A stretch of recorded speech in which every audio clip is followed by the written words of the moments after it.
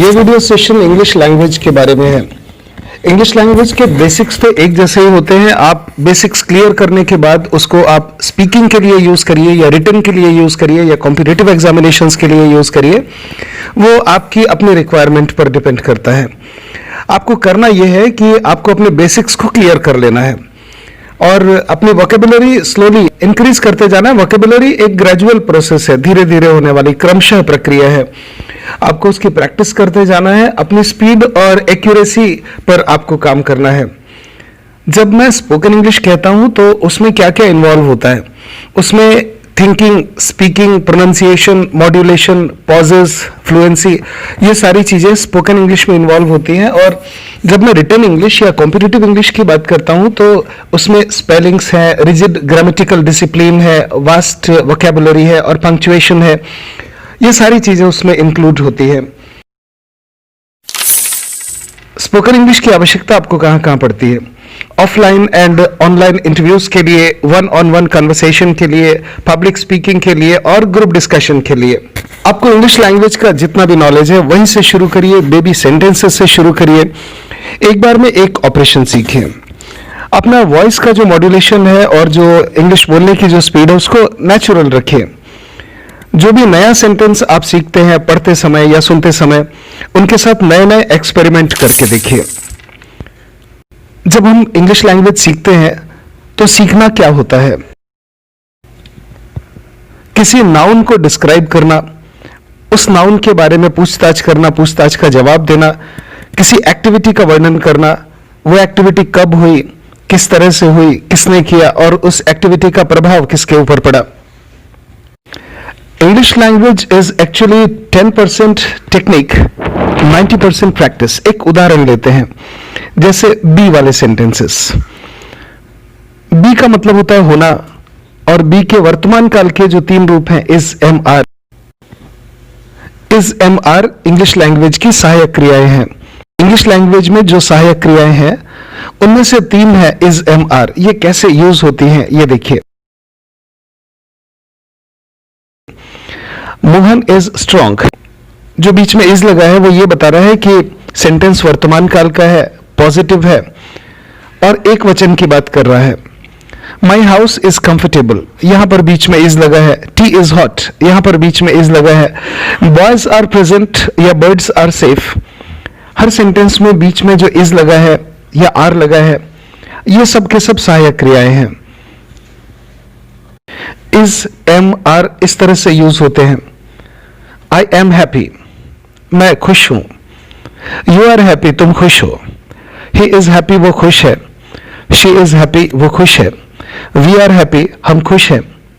They are happy, वे खुश हैं।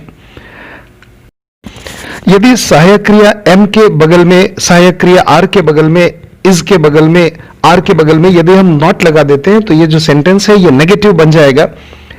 I am happy मतलब मैं खुश हूं और आई एम नॉट हैप्पी, मैं खुश नहीं हूं। यू आर हैप्पी, तुम खुश हो। यू आर नॉट हैप्पी, तुम खुश नहीं हो।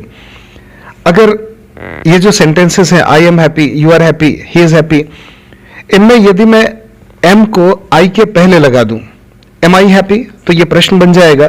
आई एम हैप्पी मतलब होता है मैं खुश हूं। एम आई हैप्पी, मैं खुश हूं क्या? यू आर हैप्पी, तुम खुश हो। आर यू हैप्पी, तुम खुश हो क्या? ही इज हैप्पी, वह खुश है।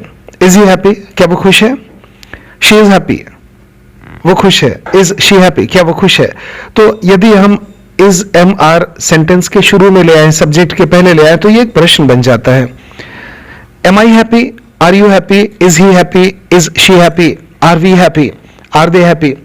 इनके भी पहले यदि मैं वाई लगा देता हूं, वाई मतलब होता है क्यों। वाई एम आई हैप्पी, मैं खुश क्यों हूं। वाई आर यू हैप्पी, तुम खुश क्यों हो।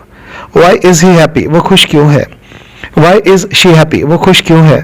वाई आर वी हैप्पी, हम लोग खुश क्यों हैं। वाई आर दे हैप्पी, वो लोग खुश क्यों हैं। तो इस तरह से शब्दों को अरेंज करने का ये एक तरीका है जिसमें हम लोगों ने किसी भी क्रिया को करने की बात नहीं की। क्रिया मतलब जो एक्शन बताने वाला जो शब्द होता है ना, दौड़ना, खाना, लिखना, सोना, काटना, रंग कर। अभी तक हम लोगों ने जितने वाक्यों की बात की, उनमें से किसी भी वाक्य में हम लोगों ने क्रिया का प्रयोग नहीं किया, ये बिना क्रिया वाले सेंटेंसेस हैं। क्रिया वाले सेंटेंसेस की बात हम आगे चलकर करेंगे। Go on experimenting with different nouns and adjectives. जितने भी अलग अलग तरह के नाउन्स हैं, एडजेक्टिव्स हैं, उनके साथ आपको एक्सपेरिमेंट करते जाना है। आपको शुरुआत करनी है पॉजिटिव प्रेजेंट टेंस के स्ट्रक्चर से। जब आप एक स्ट्रक्चर सीख रहे होते हैं तो सिर्फ उसी स्ट्रक्चर पर कंसंट्रेट करिए और बाकी के पहलुओं पर सोचना बंद कर दीजिए। उसके बाद आगे चल के आप उसके नेगेटिव और इंट्रोगेटिव फॉर्मेट पर विचार करिए, वो सीखिए। उसके बाद आपको डू वाले सेंटेंसेस के अंदर क्रमशः धीरे धीरे आपको उनके अंदर प्रवेश करना होगा। Have small question answer rounds to practice day to day conversation. अपने डे टू डे कन्वर्सेशन की प्रैक्टिस करने के लिए छोटे छोटे क्वेश्चन आंसर के राउंड्स करिए। यूट्यूब के वीडियोस और खासतौर पर जो इंडियन स्पीकर्स हैं, जो इंग्लिश में बोलते हैं, उनके वीडियोस को सुनिए। शुरू के 2 महीनों तक के आपको सिंपल इंग्लिश छोटे सेंटेंस फॉर्मेट यूज करने हैं।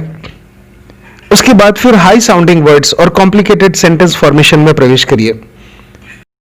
वोकेबुलरी को लेकर एक बहुत बड़ी भ्रांति हिंदी स्पीकिंग राज्यों के स्टूडेंट्स को होती है कि डिक्शनरी से रोज 15 शब्द याद कर लेने से हमारी वोकेबुलरी इंक्रीज हो जाएगी। देखिए, आपका सामने यदि कोई कॉम्पिटिटिव एग्जामिनेशन है तो आप इस टेक्निक पर चल सकते हैं, लेकिन जिन शब्दों का आपस में कोई कनेक्शन नहीं है, जिन शब्दों को आप इस्तेमाल नहीं कर रहे हैं, तो आप उनको याद कर भी लेंगे तो आप उनको भूल जाएंगे। वोकेबुलरी एक धीरे धीरे बढ़ने वाला काम है, एक स्लो प्रोसेस है। आपको नए नए शब्दों के प्रति आपको जागरूक रहना है। अपनी वोकेबुलरी स्ट्रॉन्ग करने के लिए 15 एक्शंस मैंने सुझाए हैं। पहला एक्शन यह है कि जब भी कोई नया शब्द आपको सुनाई दे या दिखाई दे, उसके प्रति जागरूक हो जाइए। बहुत पढ़िए, डिक्शनरी के साथ अपना समय बिताइए, अपनी एक पर्सनल डायरी मेंटेन करिए, उसमें कुछ सेंटेंसेस रोज बनाते रहिए। लिखते समय नए नए शब्दों के साथ एक्सपेरिमेंट करिए। अगर कहीं इंग्लिश में बातचीत हो रही है तो उसमें आप भाग लीजिए, उससे दूर मत जाइए। आप उस कन्वर्सेशन में पार्टिसिपेट करने की कोशिश करिए। नए शब्द सीखिए और उनका गहराई से अध्ययन करिए।